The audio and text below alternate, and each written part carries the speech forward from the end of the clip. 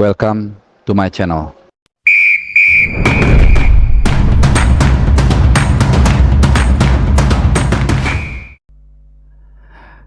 Salam sehat teman-teman semua, apa kabar kalian? Mudah-mudahan dalam keadaan sehat-sehat, baik-baik, happy-happy semua. Dan masih di channel Bung Harpa, dan kita kali ini seperti biasa kita akan membahas tim nasional kesayangan kita. Meskipun juga kali ini kita akan sedikit ada Liga 1. Ini ada yang menarik yang juga kita harus ikuti. Ini juga kaitannya ada dengan saran Sintayong untuk tolong perbaiki Liga 1. Jadi satu-satu kita akan mudah-mudahan berbenah ke arah yang lebih baik, dan suatu saat mudah-mudahan dengan keseriusan, dengan komitmen, dengan dukungan supporter kita bisa melaju ke Piala Dunia. Oke? Nah, jadi di video kali ini gua akan ada bahas 3 topik. Jadi topiknya kecil-kecil tapi menarik juga. Mungkin ini bisa menjawab pertanyaan dari teman-teman semua. Dan karena ini gua angkat malam, jadi gue juga ngintip podcast-podcast yang serupa, di mana kalian juga, gue yakin juga pasti follower podcast yang mirip kayak gini ya, ada 3 atau 4 bahkan 5. Jadi gue ngintip bukan untuk kenapa-kenapa, tapi supaya kalaupun ada yang mirip-mirip topiknya atau temanya, tapi gue bisa mengangkat dari angle yang berbeda gitu. Jadi kalian gak membuang waktu menonton video ini, karena aku udah tahu jawabannya nih, ada pasti bahasanya gini gitu. Jadi mudah-mudahan ini bisa menambah sudut pandang, bisa menambah perspektif kita terhadap isu yang sedang berkembang dalam 12 jam terakhir mungkin ya. Jadi ada mulai dari harga tiket yang meroket, nah ini dia. Kemudian juga ada soal Sirus Margono, banyak yang nanya kalian kan, tolong dibahas. Nah, dan juga itu yang gue bilang, gue akan mencoba membahas dari angle yang berbeda, dan tentunya no VAR no party. Nah, kita bahas yang mungkin dari yang terakhir dulu deh, yang dari VAR dulu. Jadi baru saja tercipta sejarah di mana VAR secara resmi sudah digunakan di Championship Series pada pertandingan antara Bali United dan Persib Bandung. Tepatnya di menit ke-55, detik 45. Nah, di situ David da Silva sayangnya mengeksekusi gagal ya, dihalau oleh kompatriotnya Adilson Maringa. Jadi dia juga yang dijatuhkan. Kemudian wasit Heru Cahyono melihat ke arah monitor atau VAR ya kan, kemudian memutuskan itu adalah penalti ya, karena memang dalam tayangan ulang terlihat David da Silva itu dijatuhkan oleh salah seorang pemain Bali United. Dan ya memang ada sedikit catatan, angle kameranya itu nggak terlalu banyak ya, mungkin beda dengan yang di Piala Asia U23 maupun senior kemarin, bahkan dibandingkan mungkin di Liga Inggris lebih lengkap, lebih canggih. Tapi it's okay ya, ini pelan-pelan yang gue bilang tadi, jangan kita sekali mendayung 100 pulau dilewati ya, 2-3 pulau itu udah lumayan. Dan ini salah satu cara para pemain itu juga beradaptasi dengan VAR, karena kita bisa lihat di turnamen Piala Asia U23 kemarin atau bahkan Piala Asia, ini bisa menjadi satu isu tersendiri ya, karena para pemain tidak terbiasa dengan adanya VAR, sehingga kadang-kadang ya suka iseng dan akhirnya berujung pada mungkin kartu merah atau penalti.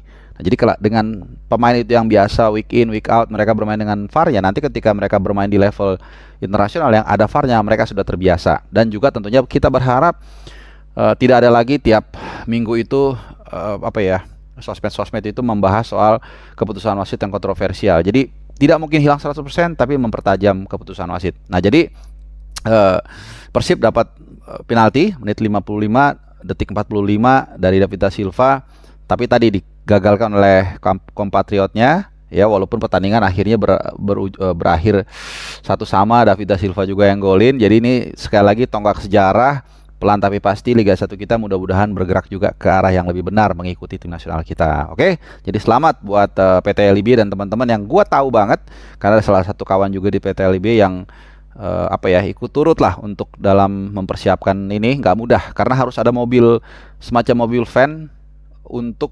mengakomodir stadion yang tidak kompatibel untuk membuat ruang VAR dan seterusnya. Dan ini mahal.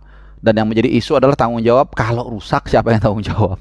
Isunya itu karena harganya katanya nggak 1-2 miliar, mahal gitu. Katanya sih di atas 5 miliar, katanya sih 8 miliar ya. Gua nggak tahu, macam-macam, ada yang bilang 10. Yang pasti ini mahal dan beresiko. Soal tanggung jawab ini gimana nanti kalau ada apa-apa ya. Oke, jadi jangan dirusak nih teman-teman. Kecewa boleh, marah boleh, tapi ya harus terukur. Oke. Yang kedua adalah soal Sirus Margono. Nah, gini, sebelum gue mulai menjelaskan, kadang-kadang semakin kita banyak tahu dapat informasi, jadi semakin banyak juga yang harus kita pilah-pilah gitu demi banyak hal, misalnya demi untuk tim nasional kita, demi juga untuk ketentraman, kondisivitas, itu kadang-kadang seperti itu teman-teman ya. Nah jadi untuk kasus Sirus Margono ini gue hanya bisa menjelaskan secara umum, gue nggak bisa terlalu detail apalagi menyebut nama. Yang jelas begini, gue hanya bisa bilang kenapa Sirus Margono ini agak sedikit left out atau sepertinya kayak nggak ikut gerbong. Karena ini ada kaitannya juga cara proses dia dalam proses naturalisasi. Kalau kita lihat pemain-pemain yang lainnya seperti Ivar Jenner, Justin Hubner, kemudian siapa lagi, Sen Patinama, kemudian Rafael Strijk, itu supaya gue nggak salah ya, itu dari satu pipa tersendiri lah gitu ya, gue bilang. Dan itu biasanya atas think tank atau chit chat antara Sintayong dengan orang yang menaturalisasi ini gitu. Jadi kasarnya ini atas approval dari Sintayong lah gitu ya, kira-kira seperti itu. Nah, sementara jalurnya si Sirus Margono ini bukan jalurnya yang tadi pipa tadi, agak beda. Dan ini konon nggak terlalu menjadi rekomendasi dari Sintayong. Nah, ini memang agak sedikit menyakitkan ya. Ini udah gue perhalus sebenarnya kata-katanya. Tapi gue nggak mau juga Sirus Margono merasa berkecil hati. Ya kalau misalnya dia bisa membuktikan kemudian dia bagus, ya pasti Sintayong juga nggak bodoh ya, dia pasti akan dipanggil. Dan ini sebenarnya to some extent atau di satu sisi ini menjadi menarik ya persaingannya. Jadi ada Martin Paes, ada Hernando Ari sebagai kiper incumbent kiper tim nasional kita, kemudian juga Sirus Margono yang mungkin saat ini kalau kita takar-takar bukan ada di pole position, mungkin ya, gue nggak tahu. Tapi paling nggak ini memotivasi dia juga. Mudah-mudahan jadi seperti itu larinya. Jadi jangan membuat dia berkecil hati, aduh gue kalau udah jadi warga negara Indonesia kok disia-siakan. Jangan sampai seperti itu dan jangan sampai dia juga merasa seperti itu. Ini yang gue takutin. Karena tadi itu memang jalurnya agak sedikit berbeda. Sekali lagi gue nggak bisa jelasin secara detail karena ini menyangkut etika jurnalisme lah gitu ya. Jadi ya mudah-mudahan wish you all the best buat Sirus Margono apapun itu. Karena tidak gampang sudah melepas kewarganegaraan sebelumnya, pindah ke warganegaraan yang baru kalau tidak ada sesuatu yang yang jelas, ini juga kasihan juga ya. Oke, satu lagi soal tiket ya. Ini sebenarnya gaya lama dari PSSI sekarang. Ini yang gua kurang suka sebenarnya. Dan juga komentar-komentar beberapa netizen. Jadi ini otokritik ke kita dan juga PSSI. Jadi gue tadi pagi kan dapat, makanya gue bilang ini update Timnas 24 jam ya, Timnas 24 jam. Jadi dapat informasi dari teman-teman ya. Jadi makasih kalau teman-teman ada yang banyak share apapun itu ke Japriku atau bahkan WhatsApp gue, nggak ada masalah. Jadi harga tiket. Nah, era sosmed ini sekarang kalau kita menyampaikan informasi jarang menyertakan sumbernya, courtesy-nya, disadur dari mana, sumbernya dari mana. Nggak masalah kita nyadur, misalnya gue nyadur dari misalnya FIFA Goal misalnya ya, atau Sport 77, nggak ada masalah, tapi gue tercantumkan. Jadi gue bisa mempertanggungjawabkan. Ini bukan ngarang tiba-tiba gue asal ngomong aja kayak gini. Oh ya, ada kucing bisa ke bulan gitu. Ya oke, di mana ada fotonya nggak? Siapa yang mengatakan seperti itu? Nah, jadi begitu gue lihat, gue nggak usah sebut lah ini di salah satu inisialnya I, di salah satu media sosial Twitter atau IG lah, itu list harga tiket paling murah 550.000. Gue nggak langsung bilang ini mahal atau murah, yang gue lihat ada sumbernya nggak. Begitu gue ngeliat sumbernya, gue bilang langsung, udah deh ini pasti cek ombak. Nah, permasalahannya adalah satu begini, kenapa untuk menentukan satu harga tiket yang ini kan udah berpuluh-puluh tahun gitu, kenapa harus berdrama-drama gitu? Apa susahnya bikin survei? Kan ada research and development kan. Jadi ada dua metode nih survei, quantity, pooling. Ya kalau pooling memang agak susah kalau harga ya, karena pasti semuanya pengennya murah. Tapi lu bisa kan ajak beberapa katakanlah admin-admin dari sosmed yang ada tersebar di Indonesia itu, diajak komunikasi, diajak Zoom, kemudian minta masukannya. Kira-kira kemampuan harga tiket dari teman-teman itu di range berapa? Ya kan dari situ kan bisa kita lihat lah. Ini yang namanya kualitatif ya. Jadi kayak wawancara lah gitu, seperti itu. Jadi bisa sebenarnya diambil. Ya yang teman-teman juga harus jujur mengatakan ya kemampuan teman-teman kira-kira segini sampai segini gitu. Sebenarnya bisa. Jadi tanpa perlu berdrama-drama ya, menghabiskan waktu, dan akhirnya biasanya kita gitu kan berantem lagi. Kayak bubur diaduk sama nggak diaduk aja berantem gitu. Nanti ada yang bilang Wah ini mahal banget, mahal banget. Yang satu bilang, ah ini murah, lu aja miskin lu. Nah ini kan agak berantem kan. Padahal kita mau dukung timnas. Bahkan ada kata-kata yang gue nggak setuju banget nih teman-teman ya. Katanya ini menyakitkan menurut gue. Jadi dibilang, oh bagus, biar nyaring fans-fans yang rusuh katanya. Jadi dia diidentikan fans yang, mohon maaf ya, yang kalangan bawah itu yang rusuh. Menurut gue nggak seperti itu seharusnya. Ya ini yang gue bilang, jadi terpecah. PSSI itu malah memutuskan sesuatu yang mudah itu malah dibikin drama dan akhirnya membuat gempar gitu loh, membuat rusuh lah gitu. Jagat permedsosan sebenarnya nggak perlu. Bahkan ada kata-kata yang mengatakan ya tadi seperti itu, dan itu gue nggak setuju. Menurut gue tugas dari PSSI untuk melakukan crowd control, dan ini kita perlu perlu contoh dari Jerman.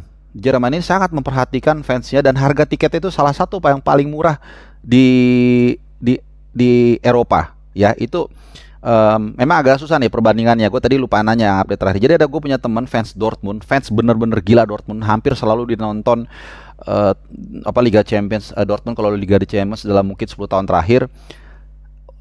Beberapa tahun lalu tiket terusan mereka termurah itu 99 euro. Jadi sekitar 1,6 juta lah. Tiket terusan loh satu musim. Jadi kalau di Jerman itu 18 tim, jadi ada 17 pertandingan home lah. Itu murah banget. Kenapa? Karena Jerman itu negara sosialis, artinya yang juga memperhatikan rakyat kecil gitu loh. Bahwa ini olahraga, lu nggak bisa kayak demand supply. Ya udah, kalau lu nggak kuat lu nggak bisa bayar. Menurut gua nggak bisa seperti itu. Jadi bukan berarti harus dibikin semurah mungkin biar orang, enggak juga gitu. Cuman ya yang wajar lah, yang murah ada dialokasikan. Bahkan juga untuk yang nggak mampu mungkin ada sedikit apalah ya, semacam giveaway, atau mungkin juga untuk yang disable juga disediakan tempatnya, which is sudah di Senayan ya, kayak gitu-gitu loh. Nah itu menurut gue kita harus banyak belajar dari Jerman, dan mereka mengambil keuntungan itu dari sponsor. Ya kita lihat sebenarnya di Westfalen, di Dortmund ya. Ini contohnya Dortmund karena gue punya teman sendiri yang benar-benar penggila Dortmund. Jadi mereka dengan banyaknya penonton datang ke stadion, yang dia naikin itu adalah biaya iklannya. Karena ketika dia datang ke endorse, dia mengatakan lihat berapa mata yang nonton di stadion. Jadi gue minta agak lebih tinggi. Jadi seperti itu teman-teman. Nah ini kita perlu belajar dari dia. Bukan berarti kita nggak boleh menyumbang dengan timnas ya, enggak gitu. Ada saatnya kok. Misalnya dari kaos, orang yang mampu kan bisa beli mahal. Tapi juga kita nggak bisa memukul rata harga semahal mungkin dengan tujuan untuk mengeruk keuntungan semaksimal mungkin, dan biar orang yang miskin nggak bisa nonton. Jadi wah itu sangat, menurut gue sangat tidak setuju. Jadi menurut gue PSSI hentikanlah drama-drama yang menjual tiket itu dengan cek ombak dulu harganya. Jadi kalian kan punya ilmu, bukan orang-orang bodoh. Jadi gunakan ilmu itu, ilmu survei namanya, bisa kualitatif bisa kuantitatif, untuk menentukan harga dari awal semaksimal mungkin. Tentu semua tidak akan puas, tapi paling tidak setajam mungkin, sepas mungkin, sehingga ini bisa adil gitu ya. Jadi mudah-mudahan nanti tanggal 6 lancar semua. Kita akan bermain kalau tidak berubah di GBK menghadapi Irak. Dilanjutkan itu hari apa ya, tanggal 6? Hari Kamis jam 19.30 ya kalau nggak salah ya. 19.30, dan dilanjutkan hari Selasa depan ya tanggal 11 menghadapi Filipina di tempat yang sama, atau paling nggak tetap di Indonesia lah, kita tuan rumah, juga jam 19.30. Jadi sekali lagi tolong perhatikan fans. Dan juga fans juga harus mulai saat ini juga ikut kontribusi, bertanggung jawab, jangan rusuh, jangan, kalau lagu kebangsaan juga harus respect ya. Karena gue merasakan sendiri waktu di Vietnam, gue nonton dengan salah satu ya temen lah, gak usah gue sebut.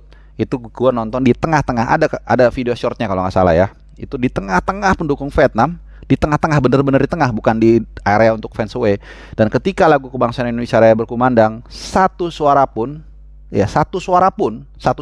tidak ada yang mengejek. Oke? Kalau untuk pemain sorak-sorai itu biasa, tapi jangan lagu kebangsaan, minimal jangan itu. Oke, kita mulai belajar respect supaya tim nasional maju, kita juga maju. Oke, mudah-mudahan bermanfaat buat kalian. Sehat selalu dan